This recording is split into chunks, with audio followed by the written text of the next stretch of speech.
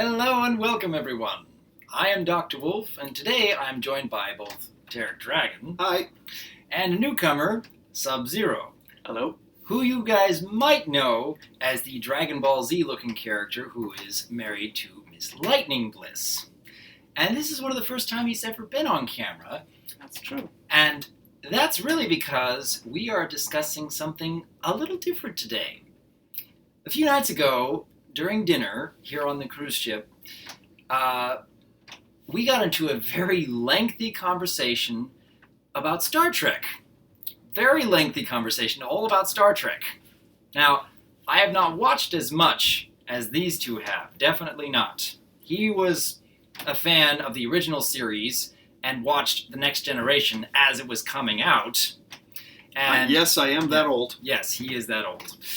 And Sub-Zero here, he grew up watching Star Trek and Next Generation and DS9 and watching Voyager and even some of Enterprise. And we've all watched pretty much most of the movies. So we have a lot to say about Star Trek, but I thought it would be interesting to talk specifically about the episodes that have really impacted us over the years, because I can think of two that I've seen that even decades later, they still crawl back into my mind and make me sit back and think about what the right choice would be. And I really adore any kind of media that makes you sit back and really ponder what could be the right choice. But let's start with Sub-Zero here. You actually have favorite episodes from every one of the main series, don't you? That is correct. Although Enterprise is excluded because we didn't watch it past season 2. Unfortunately, I heard the show got better over time, but by that time we had already stopped watching, unfortunately. Yeah. And I kind of got sick of Captain Archer getting captured every other episode. Mm. I don't know that much. I don't think I ever sat down and watched any of Enterprise series. There we go. But I watched some of TNG, a little bit of the original series, and a little bit of DS9. So, not nearly as well versed as these two, but I've at least gone over a bit of the shows. So, let's hear from the expert. Yeah. Alright, so the first notable episode that comes to my mind is from the original series. It's by far my favorite of the entire series. It's The Doomsday Machine. Mm. Now, that episode, when I was a kid, mind you, I was like 4 to 5 years old when I saw this episode the first time, and it scared me. Like, of course, by today's standards, the special effects look dated, to say the least, unless you watch the remaster. Mm-hmm. I loved the music in it. I also liked the characters. I loved the suspense that it built. It's like the Enterprise comes across an Allied ship that's adrift. They find only one survivor on it. And as it turns out, that the ship was attacked by an unknown entity of some kind. And then it turns out that the sole survivor was a Starfleet Commodore who technically outranks Kirk and everybody else. So he then takes command of the Enterprise and goes on a vendetta against this planet killer machine. And of course, it didn't work the first time, but he didn't learn. So Kirk has to save the day. I loved the episode because it was by far the most dramatic of the entire series, and there was big stakes. Yes. Very big stakes. Definitely. Teric, Mm.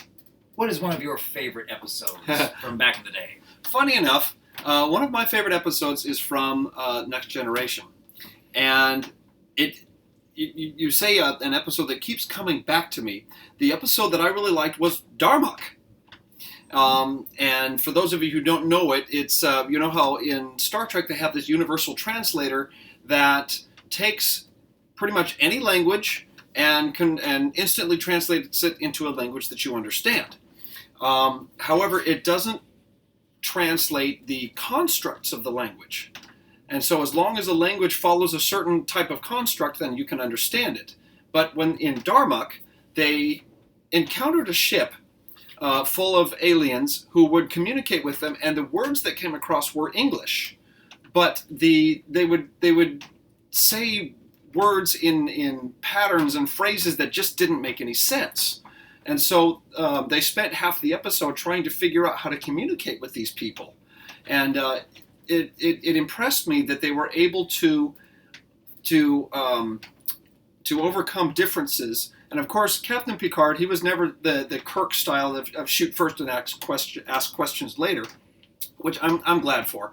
And so they really tried to work out a relationship with this other ship. Unfortunately, the alien ship, they decided that there just needed to be some sort of test for both captains, so they beamed them down to the planet without asking Picard. And so the alien captain and Picard were down on the planet, and they had to work out the translation issues themselves so that they could survive against this unknown monstrous entity. The reason it affected me is because it helps inspire me to realize that when you're dealing with other cultures, you're dealing with other people, and it's not just language barriers, it's culture barriers, it's intelligence barriers, it's religion barriers, what have you. To see the two of them working so hard to overcome those barriers without getting in conflict with each other, that's inspiring to me, and I think it's a lesson for today's world. Yeah, I agree.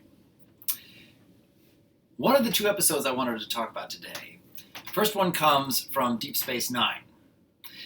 Now, I wouldn't know the episode titles because I'm not that well versed in the show, but one particular story that really affected me had to do with Captain Sisko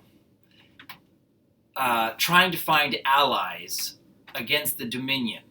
And this particular episode was all about recruiting the Romulan Empire to fight on their side against the Dominion. And if I remember correctly, the Romulans were not interested in partaking in this war. They didn't feel the need to pick sides. And the lengths that Sisko goes to, the people he recruits, the measures that he takes, and he explains his decisions through a personal log. The entire episode is flashbacks as he's speaking into a log entry for the day and explaining everything that went into all of his decisions. And I'm not going to go through every step of the episode. I wish I could remember the title, but how it comes to an end, how he justifies everything when he knows how hard every decision he made along the way is. It's really fascinating to me about what I would do in that same set of circumstances, what any of us would have done in those same set of circumstances, because you could easily argue that any way could have been the wrong way or the right way. And it was just one of those stories that really left an impact on me, because to this day, whenever I think about it, I still don't have a clear answer. I still don't know what I would have done, but you have to respect that a character like Captain Sisko did what he did, even if you aren't fully agreeing with him one way or the other. That's my 2 cents on that. Yeah. Actually, I just remembered the name of the episode. It's In the Pale Moonlight. In the Pale Moonlight, okay. So, you had a particular favorite episode from the Voyager series, didn't you? Oh, yes. Yeah. In fact, it's a 2-parter. It's The Year of Hell, Part 1 and 2. I believe it bridged seasons 4 and 5, but I could be wrong. It was about to 5 and 6. Yeah. The Year of Hell is all about an alien scientist who tries to correct history, as it were. He has this time weapon. It's a starship that can remove things from existence. And once it does that, the rest of existence as we know it changes into a form that would comply with an existence in which that object, that person, or whatever he removes doesn't exist. So let's say we would remove the Earth's moon, just as an example. Then the universe would change in drastic ways in which that moon never existed. So the story is that at some point something went wrong, and the colony world that they had that also had his family, and in particular his wife on it, was eliminated. I can't remember exactly if it was the ship that did it or if it was the enemy, but they tried then to use this time ship to alter history and restore not just the power of their empire, but also to bring back that colony world. So, and the ship itself is unaffected by the flow of time. So you have to imagine this guy and his crew have been out there in this ship that is impervious to any change for hundreds of years, trying to restore this one planet, this one colony world, and been failing miserably. And it is the final resolution of the episode that actually shows us the correct solution. Now, I don't know if you guys want to hear this, because this is of course a huge spoiler. You better not give too much here. Better not, but Yeah. It's definitely an episode worth watching, and it really does make you think. I will say that the ending makes sense. It really does make sense. One other episode that Teric and I, in fact all three of us, actually do have a lot to talk about on, is probably my favorite Star Trek episode I have ever seen. And it all centers around Patrick Stewart as Picard and John Delancey as Q. Now, anyone who's been a fan of my channel for a while, we certainly enjoy John Delancey's work. Oh yeah. But this particular episode, as Q, he's not all that funny. He has a few chuckle-worthy moments, but this is the one story I've seen him in, more than any other, where he's really making you step back and look at yourself. Not just Patrick Stewart's character, Captain Picard. He really puts him through the ringer, come to think of it, because I think that's the only story where Q actually gets Picard to admit, you were right, and does it with such conviction that you don't doubt that Patrick Stewart really felt that way, or Captain Picard, I should say. It all has to do with Captain Picard, at some point in his youth, had gotten to a bar fight and had actually gotten stabbed through the heart. Yeah. And only through the miracle of far future medicine, he was able to survive. But he ended up having heart problems for the rest of his days, and it ended up killing him at the start of this episode, where his heart had just given out. He was on the table and he was dying on the operating table when Q came to visit. Yeah. Q stops time for him and offers to give Captain Picard a second chance to change one mistake. And he chooses to go back and make it so he doesn't get into that bar fight. He stops the bar fight. He doesn't get stabbed. And that one act changes his life so profoundly, just his life, that he's not a captain. He's an ensign who's never accomplished anything in his entire life. And you watch the entire episode as he's going through all these changes about how he could possibly understand this wimp he's become, this passionless man who has pretty much done nothing, and nobody respects him or barely even notices him. Yeah. And the conversation he has with Q at the very end, I will post a link down in the description for anyone who's curious. Watch this one scene. It's less than 5 minutes long. And it is so profound. It is something that I imagine is going to deeply affect a lot of you watching this particular video, that even myself, many years later, it still makes me stop and look at myself in a new perspective. Do either of you remember exactly what Q said that was so profound? Yeah. I can remember. remember certain words. It's basically, Q says to Picard, in this other life, you never had a brush with death. You never appreciated how fragile your life is. And because you never grew to appreciate that, you never grew to appreciate every moment of your life. You decided that you were going to coast through life, just being aimless. And because he had that kind of attitude, never having this brush with death, never being that arrogant self to get into that bar fight in the first place, he never took risks.